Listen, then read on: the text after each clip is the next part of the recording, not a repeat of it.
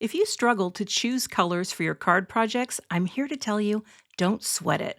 I'm going to show you how you can take a spark of a color palette and it is going to be good enough. To see how I use color cube cards or any visual inspiration, stick around. That video is coming up next. Here's a look at the products I'm using today. I've got this beautiful tumbling flowers stencil set and embossing folder, and they match up perfectly. So I wanted to find a palette that would work. I pulled this card from my Color Cube Volume 1, and I'm going to see if I can find inks that are close enough. The reality is, I'm not going to have a perfect match, but that's not going to stop me from trying.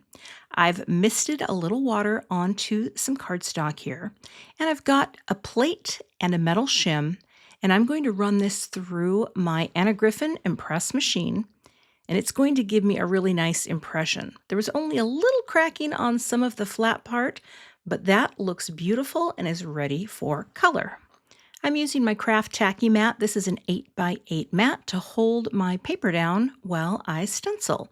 And it's nice to start with a panel cut to size because then the edges of the stencil extend over and hold it in place. I'm starting with the Peony ink pad from Simon Says Stamp, and this is probably the closest match of the color card that I have. I love these embossing stencil combos because you really just line it up over the detail and you're ready to color. Plus, that sticky mat holds everything in place. Once this first layer of color was down, I brought in a smaller brush just to bump up a little detail on the edges. I really only did it on the pink flowers because I thought, you know what, there's enough texture, it's going to look great.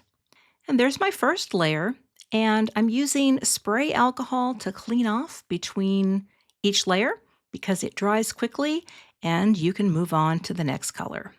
And that color is Amethyst.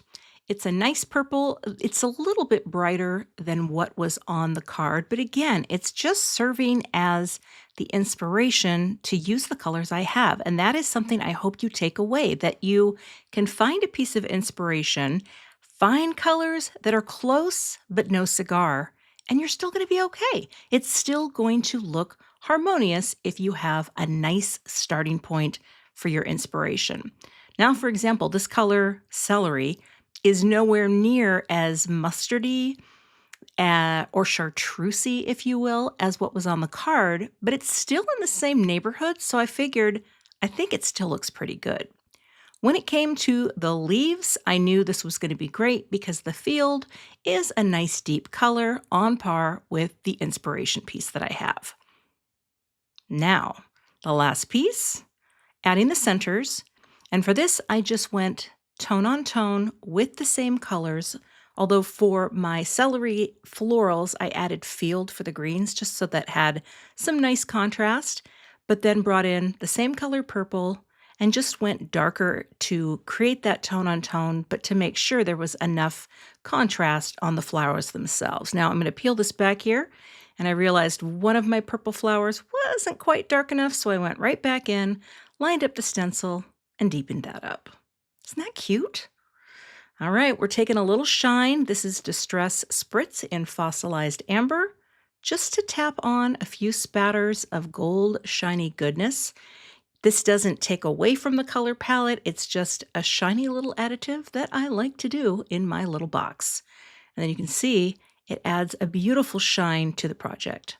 Off camera, I created a greeting here for you. This is from my CZ Design collection, and I used matte gold cardstock for the top layer just to pick up that bit of gold that I spattered on.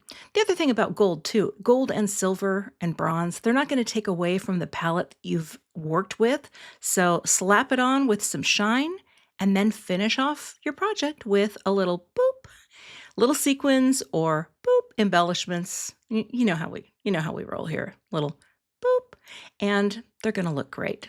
But that is, boop, the finished card project. So the idea here, finished card, colors look great. I would not have come up with these on my own, but I started with a piece of inspiration. No, these are not a perfect match. We're close on a couple. We did not even use the top maroon color right? Just totally took that one out of the mix. You're out of there. But the end result is harmonious, just as you would find in nature. I hope this inspires you today to look at color pieces and just do your best. You don't have to have a perfect match, but it will give you ideas for your next color scheme. I'll have a link in the description box to the supply list, and I'd love to have you become a subscriber to my channel today. I'll see you back here with another card project soon. Here I've got 2 more videos linked that delve into more color tips, and I'd love to have you check them out as well.